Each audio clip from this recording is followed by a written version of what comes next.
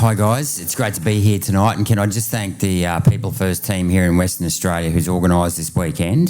They've put in a great effort to do what they've done and organise these events, and especially Jody, but to also everyone else on the team. Thanks for the great speech tonight to Jack. Good to see you here, Fraser.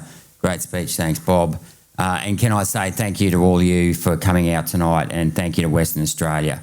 As I said last night, Western Australia is the state that carries the country on its back. You're responsible for 40, if not maybe 50% of the exports now. Without Western Australia, Australia would stop and become a banana republic very quickly. So it is great to be here, and can I say what a beautiful city Perth is. It really is one of the great cities of the world, and I can say that. I've been to 85 countries. I've lived in a number of cities when I was in my 20s. And Perth is an incredibly beautiful city. When I look at the beauty of places like Perth, and I was saying this to Cameron yesterday, we really don't have a reason to be pessimistic. One of the things that I hate the most about politics is that people tend to get too down on themselves, and they tend to get too negative about who's leading us, and, valid point. But the point is, we live in a wonderful country with so much vast potential and opportunity. And that is why I ran for politics. I made that decision to run about 10 years ago, actually this year. And the reason why I did run for politics is that I wanted to make sure our children get the same opportunities as our forefathers gave to us. It is that simple. It's the gratitude that I have towards my forefathers, and I'm sure many of you feel the same way, that drives us, it drives me to keep going, even though I've lost my spot in the Senate. Ultimately, that's neither here or there if I was going to go back to the Senate and sit on the crossbench or not actually have a say in the direction of and how the country's run. And to do that, of course, we need to actually form government, because once you form government, you then get control of the executive. And that's what People First is about. That's what this weekend is about, is effectively, if we want to see change in this country, we need to build a machine to beat the machine. It is not enough, other minor parties have been doing this very well for the last 20 years to complain about what's wrong. We can sit there and complain all we like. We need to start focusing on the solutions. I thought about it, actually it just came to me last night. These ideas always come to you in the middle of the night. One of our slogans, I think we'll definitely drop, is solutions for today. We have the solutions for today, but we also have the vision for tomorrow. Because with vision, comes hope. And if we can give people direction and a sense of optimism and hope, we can then actually start to inspire people to get involved.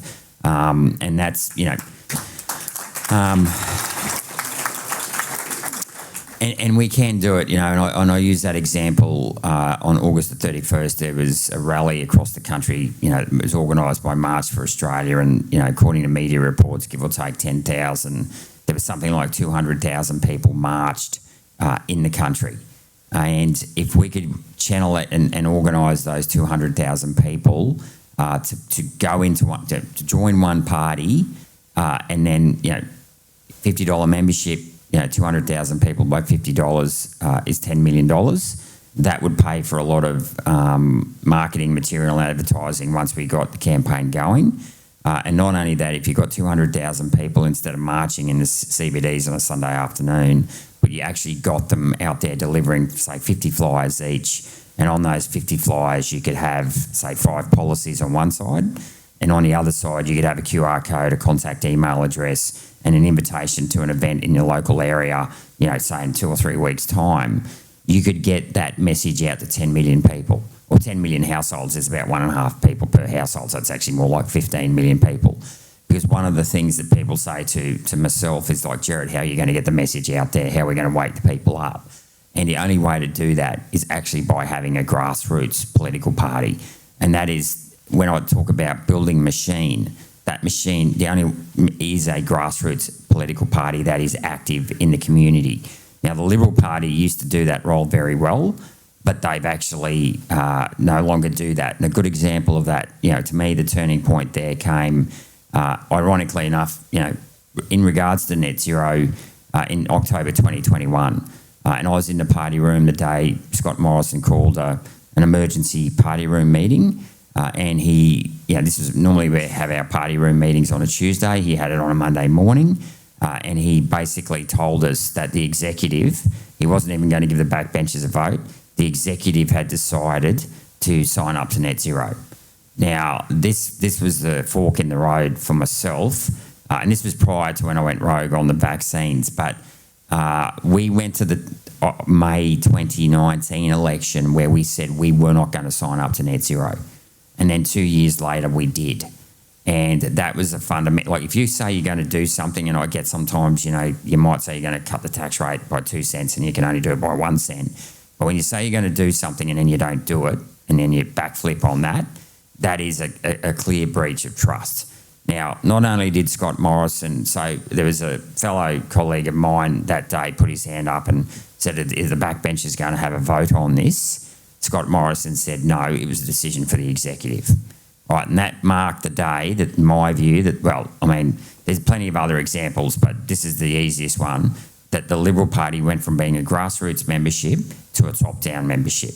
Now, if you believe in a top-down approach where the individual doesn't have a say, there is a party you can join for that, and that's called the Labor Party.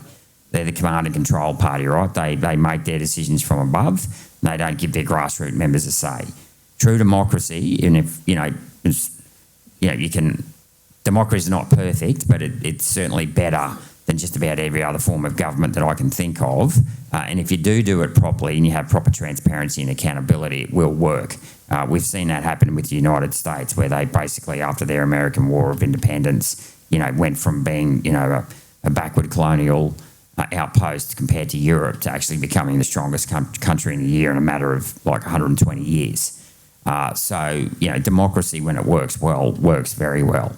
And that's part of the role here at People First, is that we want to have a say. We want to give you, the membership, a say across a range of things. First of all, a say in who your executive will be. So next year, these roles will go up again at the October AGM. If you're a member of the party, we'll be able to elect your party president for WA, your treasurer, your secretary. Same with your branches. There'll be an AGM. Every branch will have an AGM around about October, where you get to actually vote on who is your branch executive. Also, at any branch meeting you go to, be able to move a motion whereby you bring policy, if you're passionate about it, onto the party platform, or if you want, you can change existing policies. So if you don't like some of our policies now, you're more than welcome to bring up a new policy where you seek to change the existing policy.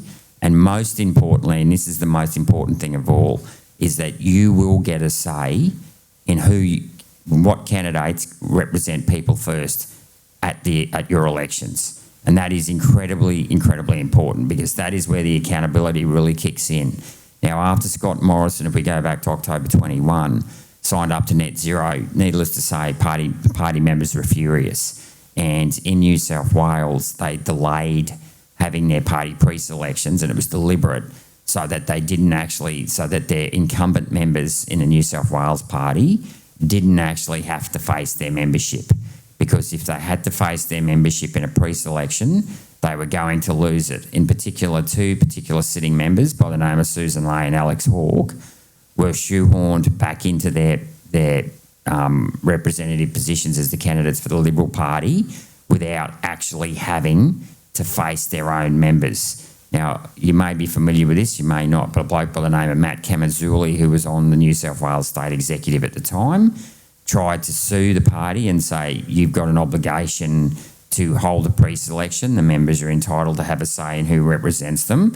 And I believe in that myself. And then the State Executive, of course, objected to that, and the courts went with the State Executive. So basically they said Matt Camazzuli didn't have standing. Now, a year later, another little black duck by the name of Gerard Rennick went up for his Senate pre-selection. He lost by 3 votes. It turns out there were about 10 irregularities, one of which, ironically enough, was that Peter Dutton wasn't allowed to vote. But David Littleproud was. And I had a falling out with David Littleproud over COVID. Now, David and myself are from the same small town in Chinchilla on the Western Downs. His father wrote me a reference. His father, was a school teacher. We knew, their family's been on the local council. My family's been on the local council since the early 1900s. But David has been a great disappointment. Can I say, he's been a massive disappointment, and he represents everything that's wrong with the National Party at the moment as well. But what was interesting about my pre-selection was I found out subsequently after the pre-selection that a number of people that were not entitled to a voted, and a number of people who were entitled to a vote weren't given the vote, right? So the point was you often have irregularities in a vote. You'll never get everything right. But what was key about this was there was a material number of irregularities that clearly impacted the outcome. So when I took it to the Disputes Committee, they said, well, under the Constitution, we've been given legal advice, we can do what we do, and you needed to raise these issues before the pre-selection. Of course, the problem is I wasn't aware that Peter Dutton had asked for a vote 2 weeks earlier. They said you can't have one, and then the day before, when they realised I had the numbers, they shoehorned in a number of people, including David Littleproud and Adrian Schrinner, and gave them the vote so that they could get the numbers to beat me. And Peter Dutton, by the way, was ropeable about it and told them to do it again, and they still wouldn't do it. But what was interesting is when I took them to court, their defence was they never disputed any of the evidence. They just said to the judge, we're not justiciable, we're an unincorporated body, and you can't rule on our constitution. Now, the judge who 15 years earlier had said that you could rule on a party's constitution backflipped and said that the party's constitution was no longer justiciable. So that was, again, another fork in the road for me, because I was like, well, you're saying that the people who make the rules and expect us to comply with the laws are above their own rules. And yet again, this is where the Liberal Party and their corporate governance and quality assurance has broken down. And until the Liberal Party picks up its corporate governance and gives its own members a vote again, and there's a number of other things we all know. They say they believe in small business, but yet when COVID came, they shut down all the small businesses and let the big business stay open. Said, that they'll always tell you, they believe in free markets, superannuation. John Howard brought in the renewable energy target at 5%. He brought in the national curriculum. They were there. They were the ones there when the RBA printed $300 billion to basically pay people to stay at home and get brainwashed by the premiers. So strong economic management. We went from $500 billion in debt to just under $1 trillion in debt.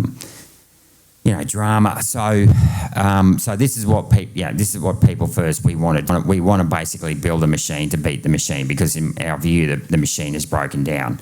And what that means is that we really need an active grassroots movement. So step one, part of that active grassroots movement, by giving the members a say, you're going to force accountability on the politicians that do go to Canberra. And that's really, really important, because traditionally speaking, up until a few years ago, the Liberal Party had about 60 safe seats, or the Coalition had about 60 safe seats, and the Labor Party had 60 safe seats. You might have 30 marginal seats, and they will come and go with the tide, and they'll be decided on election day. But you take a seat like here in Fremantle that's held by Josh Wilson, it's been a Labor seat since the drover's dog could win this seat if it was in the Labor Party column. Right, so what that means is that it's not the people on the street that elect the people that go to Canberra, it's the people in the room like tonight. So that is why the pre-selection process is so important, right? Because it will drive accountability in the system. And if we want to improve the level of corporate governance in Canberra, the level of accountability in Canberra, the amount of transparency in Canberra, it has to start within the political party itself. The other thing is, and as I pointed out with this March for Australia, there's 4 ways to basically get your message out there. Number one, mainstream media. We won't get any of that. I didn't get any of that. Once I went rogue on the vaccines and they tried to do a pile-on, I initially got a lot of media attention because I was an anti-vaxxer, until, of course, they realised about March the following year that actually, oh shit, Rennick was right. There's serious number of vaccine injuries here. And did the old Homer Simpson retreat into the hedgerow, sort of let's not talk about it anymore. I mean, it took a while. The real diehards kept saying there was going to be another virus outbreak. COVID was going to break out. It's just around the corner. Everyone be scared. Where were we there with the COVID? Sorry, I've lost my train of thought now. The media, thanks. So we won't get any mainstream media attention. The other way is through social media. And social media has been good to me, and it's been, it will get our voice out there to a degree. But social media is very polarising. And it's very combative. So it will get you so far, but it won't get us where we need to be. In the month before the federal election, I had 33 million views just on Facebook, and I got 4.7% of the vote, or 4.8% of the vote in Queensland.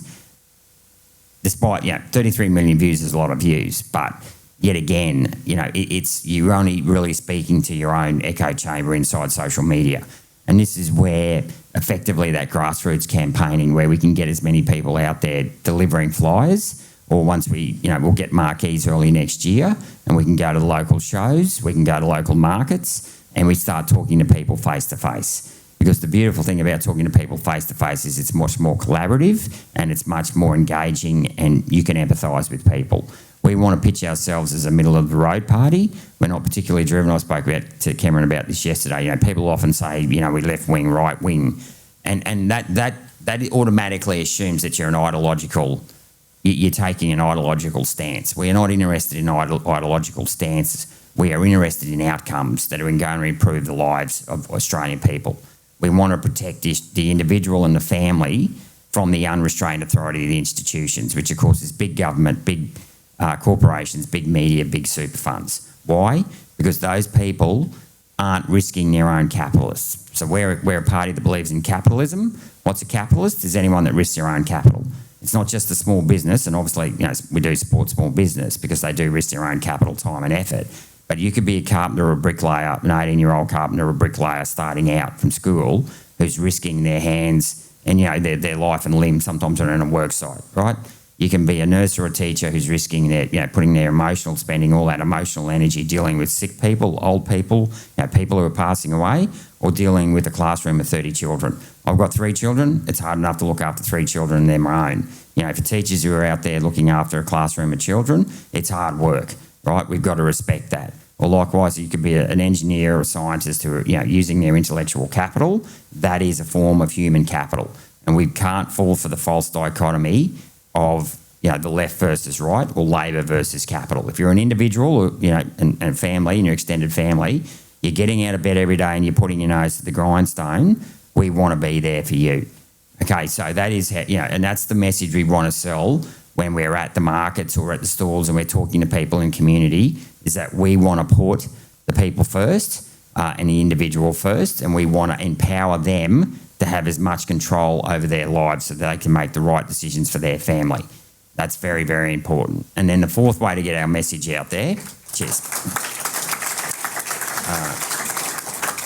The fourth way to get our message out there, of course, is just through the good old-fashioned advertising. So yet again, that's where we do need to fund ourselves, and I would rather fund ourselves by having a large number of members paying $50 each, because the beauty of that is I can then say I am actually listening to my donors. I'm controlled by my donors, who just happen to be who?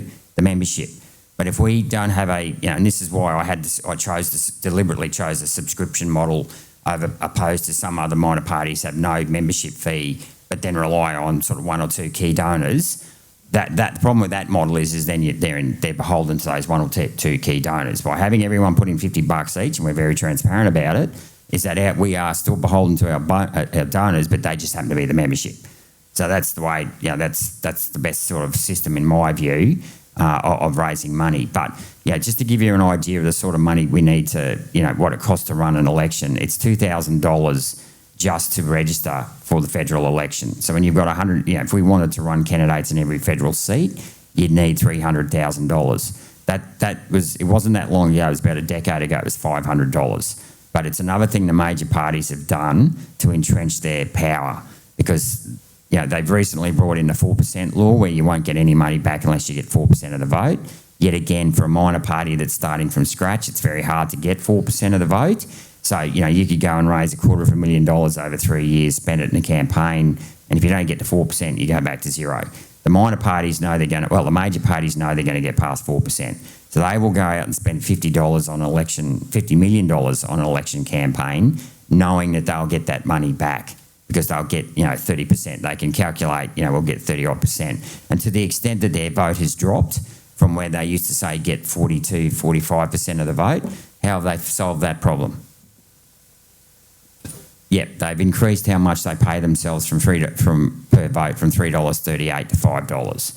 So basically, they're screwing the taxpayer because the taxpayers are sick and tired of being screwed by them and started voting for minor parties. They've turned around and doubled down on screwing the taxpayer even more by taking, a high dollar value per vote. So and I spoke about, this is one of the last bills I spoke on as a senator when they changed the electoral laws, where they've increased the funding from $3.32 to $5 a vote because their primary vote is collapsing. And of course, that's the system, and this is one of the reasons why the Liberal Party's turned its back on its members, is that they're no longer relying on the members for funding. They want to rely on the taxpayers for funding, knowing they've entrenched this two-party system through the 4% rule, a lot of people wouldn't have appreciated this, but when they abolished the cross-media ownership laws, you've now pretty much got 70 or 80% of the news cycle, at least the mainstream news cycle, being controlled by the ABC, News Corp and Fairfax 9. And yet again, what's News Corp and Fairfax 9's biggest revenue driver? Sorry? Not for political parties, but a form of advertising for what? Real estate. So realestate.com and Domain are the biggest revenue earners for the big media. So if you want to know why immigration is being pushed so hard, it's because big media, big academia support it. And of course the Labor Party support it because, generally speaking, more immigrants will vote for Labor than Liberals. And the Liberals being weak and soft, they've allowed that to happen. But back to the building the machine. So we really need to, this is where the grassroots membership come into it. Now, this is the whole, purpose of what, we want to do at People First, is we want to empower the individuals, but at the same time, the world is run by those who turn up. So if you don't turn up, actually, can I do a quick poll? How many people here have been in a political party before? Okay, that's a fair number. And which major parties, how many have been in a major party? Oh, yeah? Yep. And then minor parties? And when you were in those minor parties, did you go to branch meetings? Yeah, which branch was that? Which party was that, if you don't mind me asking? Oh, okay, they had branch meetings. Yeah, cool. Okay, because most other minor parties don't have branch meetings as a rule. Right, okay. Yeah, sure. Okay, yeah. Because it's just, there is no substitute for actually turning up. Look, I've got to say, this is why the Teals and the Greens have done so well, is that they turn up and they actually engage with the community. There was a bloke by the name of Max Chandler Mather, that's it, yep. He won the seat of Griffith because he door-knocked the electorate 3 times. And he took it off someone who would have become a minister, Terry Butler, who was very entrenched in that seat. She replaced Kevin Rudd in the seat of Griffith in Brisbane. And the only reason why he lost in the last election was that the Liberals did that badly, that Labor, and they went, and the Liberal voters switched their vote to Labor, so that Labor just peaked the Greens on the primary, so the Greens ended up preferencing the Labor instead of Labor preferencing the Greens. But and yet again with the Teals, yes, they have a lot of money, but they've also got a lot of supporters. And it's that combination of the money with the actual people out there on the ground spreading the message that can turn things around. So how long do you want me to speak tonight for first round for? Wrap it up? Yeah, okay, so I'll wrap it up now. But look, anyway, we'll come back and we'll talk about the issues, some of our policies later on. And thanks for coming tonight. Okay, cheers.